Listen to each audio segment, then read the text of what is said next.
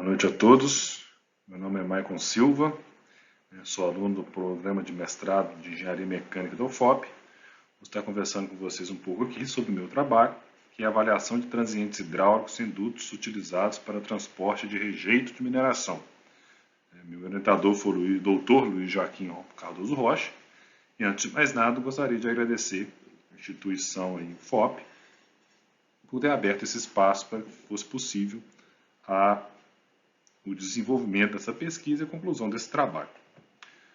Bem, o trabalho foca aqui basicamente no rejeito da indústria de mineração, que é transportado por duto, do ponto de geração, que é a usina, até o ponto de disposição, que pode ser barragens ou também filtragens para empilhamento.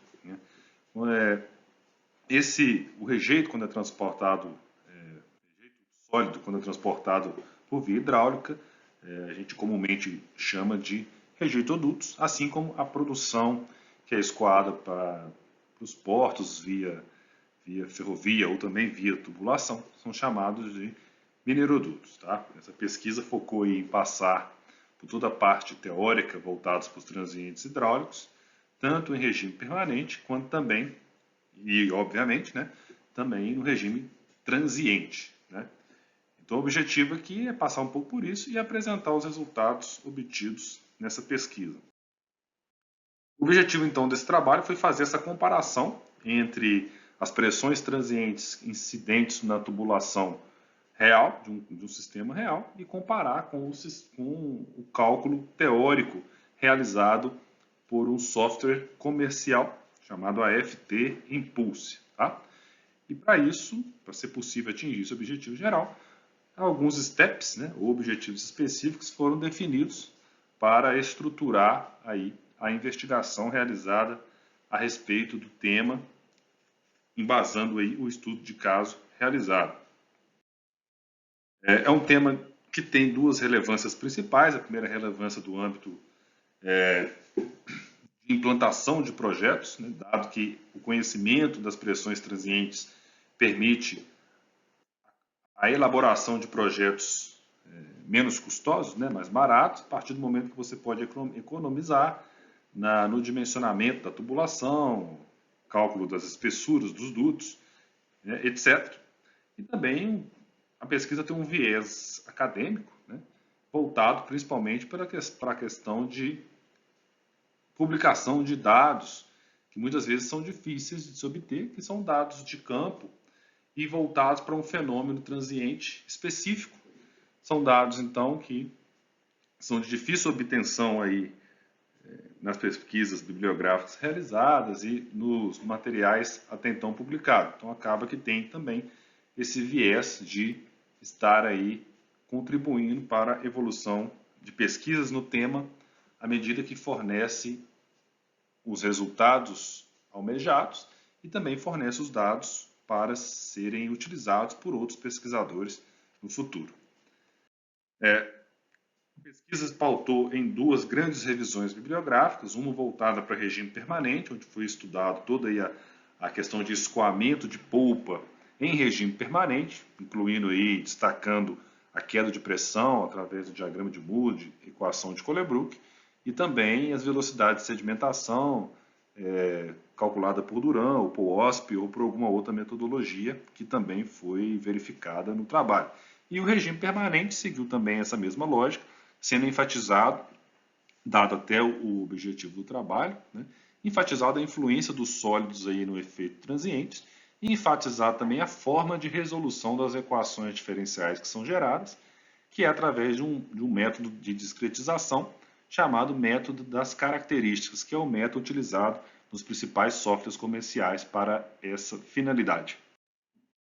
Para executar esse trabalho, essa pesquisa, foram calibrados, os materiais o sistema foi calibrado e também os materiais foram caracterizados. Houve uma caracterização a priori da polpa de minério antes de se fazer a calibração no software. E isso foi feito para 3 cenários distintos para se ter uma pesquisa com uma faixa um pouco mais ampla. Então foram 3 cenários estudados. O modelo computacional foi calibrado com dados de campo, medidos em campo, e também os dados de laboratório obtidos da caracterização das polpas de minério que compõem os cenários estudados. Após isso, foi feito, como eu já disse, a calibração baseada na instrumentação de campo, que pode ser observada nas fotos, e utilizado um software comercial para fazer toda essa simulação, tanto no regime permanente para calibração, como para o regime também transiente. Os resultados obtidos, então, seguindo também os steps de objetivos específicos, foram os fatores de atrito, que foram calculados para o regime permanente, regime transiente, com a correção do fator de atrito já dentro do software, utilizando um modelo específico de cálculo, né? E também comparado com o fator de atrito real, né? E também, até a título de comparação, foi verificado o regime permanente calibrado com o fator de atrito em regime permanente calculado pela equação de Colebrook e também utilizando o ábaco de Moody. Tá bom? As celeridades foram calculadas utilizando as metodologias clássicas que calculam essa grandeza, determinam essa grandeza, que foi comparado, o resultado de cada uma dessas teorias foi comparado também com o resultado obtido em campo. Tá bom?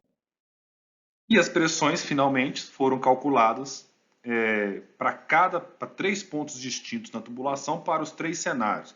Dada a limitação de tempo, vou apresentar apenas para um cenário, que mostra que eu tenho aí uma variação entre a teoria e os dados medidos, principalmente no ponto inicial da tubulação, ou seja, próximo da estação de bomba, e isso vai melhorando, a teoria vai se aproximando do dado medido à medida que eu consigo avançar na tubulação, pegando pontos mais distantes do ponto inicial. Então, como conclusão, os fatores de atrito apresentou aí uma boa relação com os fatores de atrito em regime permanente. Tá? Teve uma diferença insignificante entre o fator de atrito calculado pelo software em regime permanente e também em regime transiente. Em relação à celeridade, teve uma influência muito grande da rigidez da tubulação nos valores da celeridade, né? A pesquisa apresentou um resultado melhor para o modelo de Liu em relação aos dados e os cenários estudados. Em relação ao pico de pressão, as variações foram bastante significativas, principalmente próximo da estação de bomba e tendo aí uma acurácia melhor à medida que são considerados polpas mais diluídas e pontos mais distantes do ponto de surto, que é o ponto onde estão alocadas as estações de bomba. Tá bom? Muito obrigado.